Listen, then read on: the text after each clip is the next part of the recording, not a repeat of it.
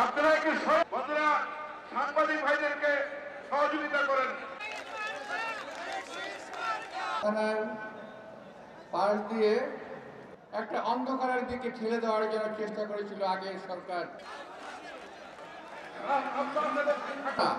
শোনা বন্ধ করো।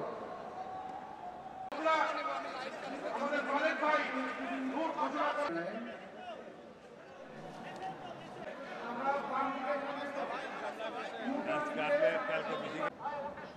এখান থেকে শুরু হয়ে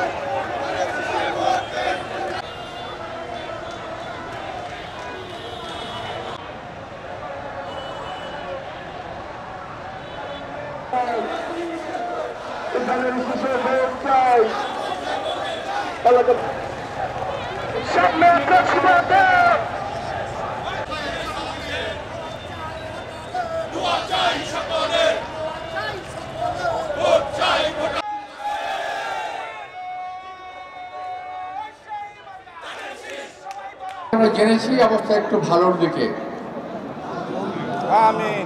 আমরা সবাই কামনা করব পরম দয়ালু করুণাময় আল্লাহ তাআলা যেন দেশনেত্রী বেগম খালেদাকে নেক হায়াত এবং দীর্ঘ হায়াত দান করেন। মনের কষ্ট নেই আজকে আমরা সবাই এখানে আমরা সমবেত হয়েছি। প্রিয় ভাইয়েরা, এই দেশনেত্রীকে হত্যা করে এই দেশকে একটা অন্ধকারের দিকে ঠেলে দেওয়ার জন্য চেষ্টা করেছিল আগের সরকার। আগের হাসিনা সরকার কোন অবস্থাতেই চায়নি দেশনেত্রী বেগম খালেদা দেশকে নেতৃত্ব দিন,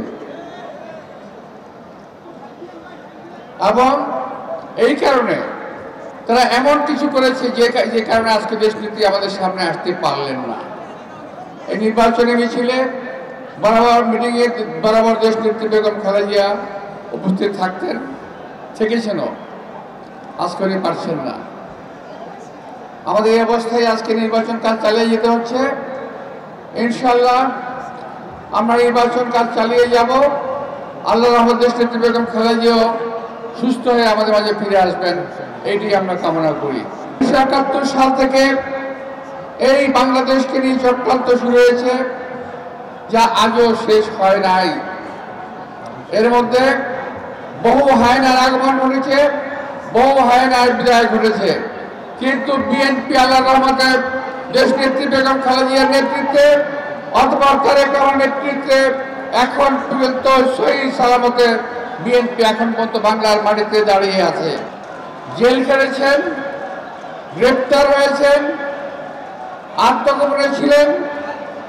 আপনাদের সঙ্গে আমিও দীর্ঘদিন কারাবাস করেছি, দীর্ঘদিন আত্মগোপন করেছি, মিছিল মিটিং করেছি, গুলির মুখে থেকেছি। আমাদের সামনের ডাইনে বায়ের বউ ভাইকে দেখেছি গুলি খেয়ে রাস্তায় মুখ চুপড়ে পড়ে যেতে।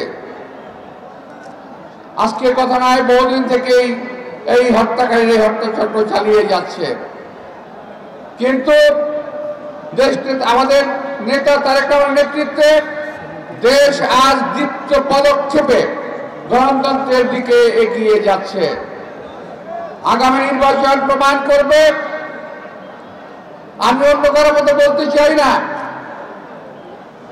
অনেকেই বলেন যে তাদেরকে ক্ষমতায় যেতেই হবে যেভাবেই হোক, আমরা এই কথা বলতে চাই না।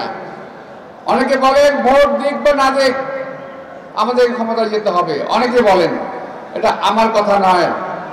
আর আমরা বলতে চাই বিএনপি জনগণের ভোটে আগামী দিন ইনশাআল্লাহ নির্বাচনে জয়লাভ করবে। বিএনপি ভোটে জয়লাভ করে এদেশের মানুষের সুখ দুঃখের ভার লাঘব করবে এবং এই দেশের মানুষকে আবার নিয়ে নতুন করে দেশকে গড়ার মতো একটা অবস্থা তৈরি করবে। আমরা আশা করছি তার নেতৃত্বে এই দেশে সরকার গঠন হবে। সেই সরকার দেশকে সকল ষড়যন্ত্রের হাত থেকে রক্ষা করবে। যেমনি আমাদের নেতা শহীদ রাষ্ট্রপতি জিয়াউর রহমান দেশকে বিভিন্ন চক্রান্তের হাত থেকে রক্ষা করেছিল, তিনিও আল্লাহর রহমতে এই কাজটি আমাদের করে দেখাবেন।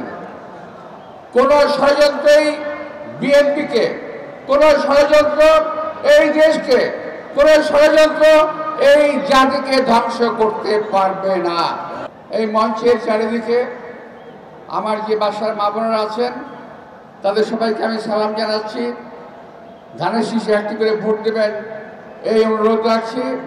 আপনাদের এই ভোট যেন বৃথা না যায় সেই জন্য প্রতিটি বাড়ি, প্রতিটি মানুষ যারা আমাদেরকে ভোট দেবেন তারা সঙ্গে আরো 10টি করে ভোট অন্তত আদায় করবেন, এটুকু আমি আপনাদের কাছে আশা করছি।